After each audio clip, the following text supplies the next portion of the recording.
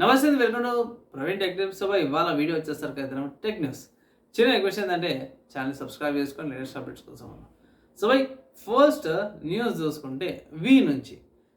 వి వాళ్ళు ఎవరైతే ఉన్నారో మనకు అంతా తెలిసిందే వోడాఫోన్ ఐడియా నుంచి కొలాబరేషన్ కొత్తగా తీసుకొచ్చారు కదా. వీళ్ళు 5G సర్వీసెస్ స్టార్ట్ చేస్తారన్నమాట.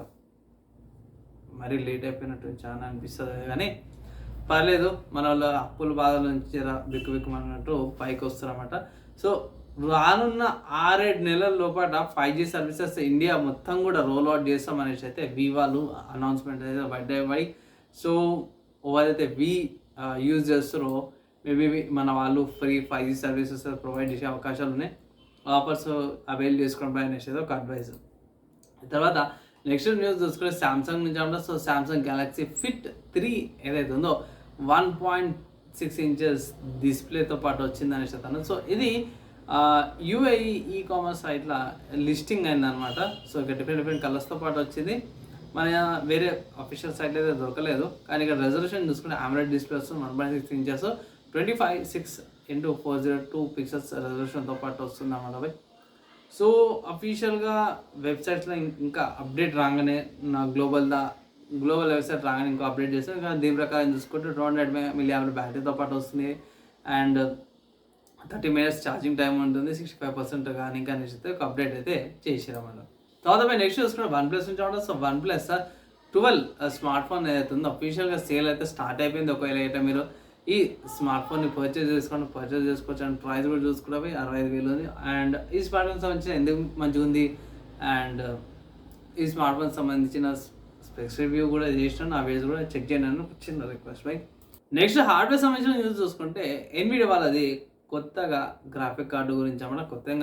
కొత్త వేరియంట్ తీసుకొచ్చాం. ఏంటంటే ఎన్విడియా వాళ్ళ GeForce RTX 3050 గ్రాఫిక్ కార్డ్ అన్నమాట. స్పెషల్ ఏందన్నా అంటే ఇది ఆస్ట్రేలియన్ డీటెయిల్ వెబ్సైట్లో లిస్ట్ అయిపోయింది అనమాట. ఇక్కడ ప్రైస్ కూడా కొంచెం మెన్షన్ చేశారు. ఇక్కడ ఈ గ్రాఫిక్ కార్డ్ స్పెషాలిటీ ఏంటంటే మెయిన్ స్పెషాలిటీ ఏంటంటే పవర్ కన్జంప్షన్ అన్నమాట. ఇది 70 watts పవర్ కన్జంప్షన్తో పాటు వస్తుంది. ఇది ఒరిజినల్గా ఏదైతే మెయిన్ 12GB ర్యామ్ వేరియంట్ కానీ లేకపోతే 8GB ర్యామ్ వేరియంట్ కంటే కూడా half of the power consumption చూసుకుంటుంది. ఇక్కడ క్యూడా కోడ్స్ కానీ బేస్ ఫ్రీక్వెన్సీ కానీ బూస్ట్ ఫ్రీక్వెన్సీ కానీ లేకపోతే మెమరీ బ్యాండ్విడ్త్ మెమరీ బర్స్ అని చాలా తక్కువ అయిపోయినవి. ఈవెన్ బ్యాండ్విడ్త్ కూడా 168 ఉంది. హాఫ్కి తగ్గిపోయింది పవర్ తగ్గిపోవడం వల్ల. అండ్ ప్రైస్ తక్కువనే $179 అనమాట. సింపుల్గా చెప్పుకోవాలంటే నెక్స్ట్ 1650 అనుకోవచ్చు. అంతగా తగ్గించేసారన్నమాట. ఇది లిస్టింగ్ అయితే అయిపోయింది. ఫిబ్రవరిలో లాంచ్ అవుతుందని ఒక అప్డేట్ అయితే వచ్చింది అన్నమాట. దాని సంబంధించిన రివ్యూస్ అవన్నీ కూడా అప్డేట్లో తీసుకొస్తాను. నెక్స్ట్ గేమ్ న్యూస్ చూసుకుంటే స్టీమ్ అనే వెబ్సైట్లో ఇంకొక మంచి గేమ్ అయితే అవైలబుల్ ఉందంటే వి రైజింగ్ అనే ఒక గేమ్ ఉంది.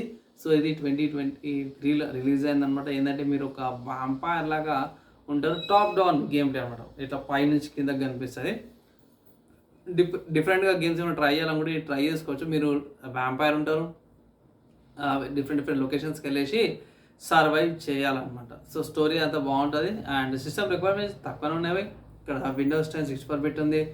i5 6th generation లేకపోతే AMD చూసుకుంటే Ryzen 5 1500X 12GB ర్యామ్ అయితే compulsory. And GTX 750 Ti graphic card లేకపోతే NVIDIA నుంచి AMD వస్తుంది. AMD Radeon R7 360 2GB variant 7GB storage ఉంటే సరిపోతుంది. స్టోరేజ్ తక్కువ ఉంది కానీ గ్రాఫిక్స్ అయితే బాగానే ఉంది. ఇది ఒక డీసెంట్ గేమ్, డిఫరెంట్గా ట్రై చేసుకోవాలంటే మంచి కాన్సెప్ట్ ఏదైనా గేమ్ అనమాట. ఓవరాల్గా ఇది ఒక మంచి గేమ్ అయితే కనిపిస్తుంది. ఇవి ఇవాళ టెక్నిక్స్ గేమ్లో సపరేట్ సమయంలో మీకు ఎలా అనిపించింది, మీ ఒపీనియన్ క్వశ్చన్ కింద కామెంట్ చేయొచ్చు. నచ్చి మంచిగా అనిపిస్తే అలాగే షేర్ చేయండి. నెక్స్ట్ వేళ కలుసుకుందాం.